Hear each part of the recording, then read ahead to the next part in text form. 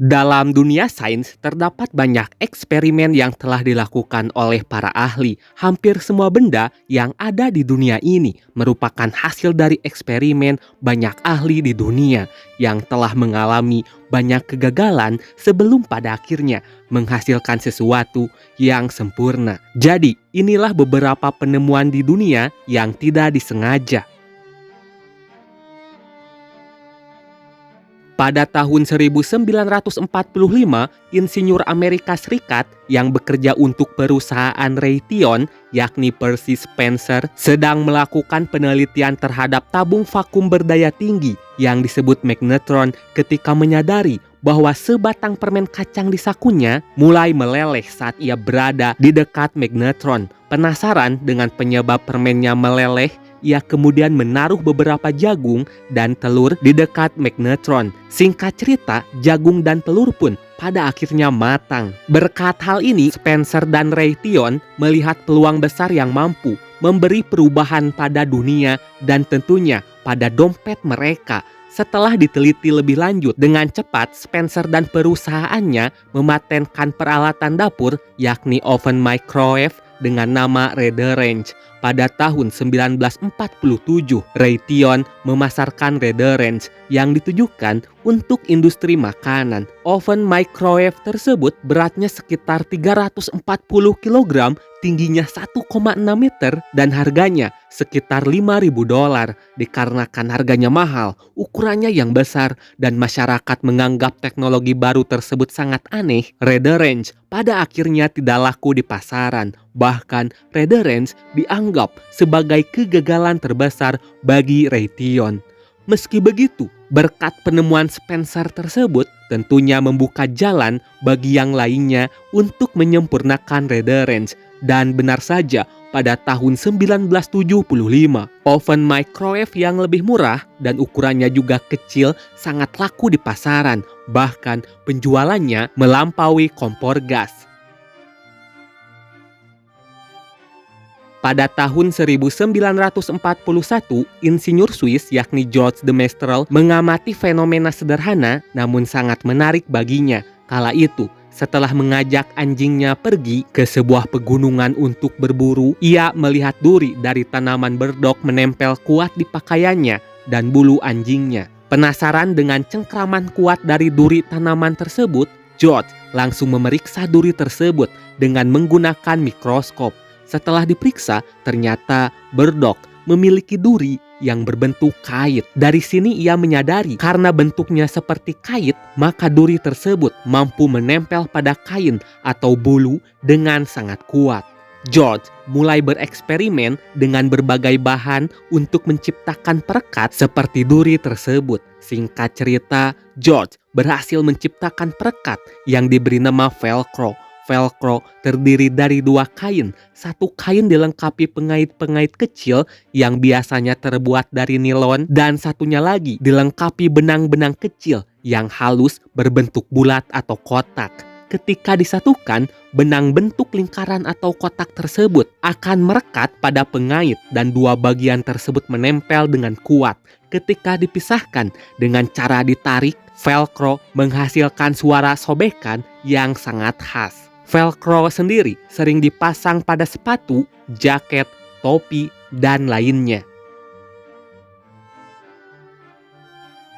Pada tahun 1895, ilmuwan asal Jerman yang bernama Wilhelm Conrad Röntgen tengah melakukan percobaan terkait sinar katoda untuk mengetahui fenomena cahaya yang ditemukan pada percobaan sebelumnya. Sebelum memulai eksperimennya, Wilhelm memasang sebuah layar yang telah dicat dengan barium platino cyanida. Kemudian, tabung Crocs ia bungkus dengan karton hitam untuk menghalangi cahaya keluar dari tabung. Namun siapa sangka, ketika uji coba dimulai, Wilhelm melihat adanya cahaya hijau pada jarak sekitar 1 meter tepat di layar yang telah ia pasang. Menurut perkiraannya, sinar katoda seharusnya tidak dapat mencapai layar, tetapi nyatanya bisa. Bahkan, ketika Wilhelm menempatkan kertas karbon dan sepotong kayu di antara tabung Crocs dan layar, sinar tetap bisa mencapai layar. Dari sini ia menyadari dirinya telah menemukan bentuk baru dari radiasi elektromagnetik.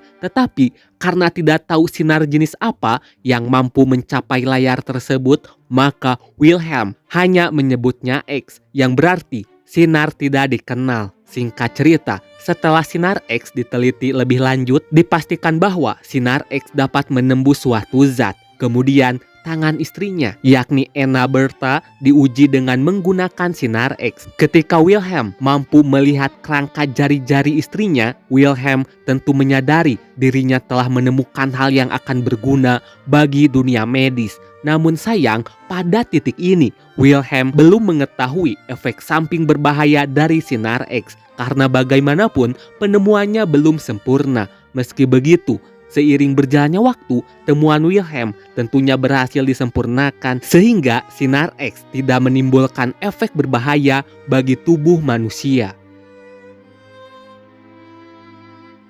Pada tahun 1928, seorang profesor bakteriologi asal Skotlandia yang bekerja di Rumah Sakit St. Mary di London, yakni Alexander Fleming, memperhatikan jamur yang tumbuh pada cawan Petri tempat ia menyimpan bakteri. Tampaknya jamur yang tumbuh tanpa disengaja tersebut berhasil mencegah bakteri tumbuh. Setelah diteliti, Fleming mengidentifikasi jamur tersebut sebagai anggota genus Penicillium dan menamai zat yang dihasilkan jamur tersebut sebagai penisilin. Meski zat temuannya ini dapat digunakan untuk membunuh banyak jenis bakteri yang berbahaya bagi tubuh manusia, penemuan Fleming tidak diterima dengan baik oleh rekan-rekannya. Pada tahun 1940, ilmuwan Australia yakni Howard Florey, ahli kimia Jerman yakni Ernst Chains, dan ahli biologi Inggris yakni Norman Hitley meneliti lebih lanjut mengenai penisilin. Singkat cerita, penisilin berhasil dikembangkan menjadi antibiotik yang sempurna. Pada tahun 1826, ahli kimia Inggris yakni John Walker sedang bekerja di laboratoriumnya. John mencoba mencampurkan bahan kimia untuk membuat campuran pembakar senjata api. Namun, tanpa disengaja, ia menemukan fakta bahwa campurannya dapat menyala ketika digosokkan pada permukaan kasar. Kala itu, pada tongkat yang digunakan untuk mengaduk bahan kimia, terdapat gumpalan kering di ujung tongkatnya. Ketika ia mencoba mengikisnya, api pun menyala pada tongkat tersebut. John menamai temuannya sebagai friction light. Dari sini, ia mulai memproduksi korek api dan menjualnya. Meskipun disarankan untuk mematenkan penemuannya, ia memilih untuk tidak melakukannya karena ia menganggap korek api ciptaannya bermanfaat bagi umat manusia dan ingin orang lain menyempurnakan temuannya tanpa terikat hak paten miliknya. Alasan lain mengapa John menolak mematenkan penemuannya dikarenakan dirinya ingin fokus untuk melanjutkan kajian ilmiahnya. Di sisi lain, tanpa hak paten pun, John tetap dikenal sebagai orang pertama yang menciptakan korek api modern. Selain itu, ia juga berhasil memperoleh penghasilan yang baik melalui penjualan korek apinya. Meski seiring berjalannya waktu, ia memutuskan untuk tak menjual korek api lagi karena mulai bermunculan korek api yang lebih bagus dari ciptaannya.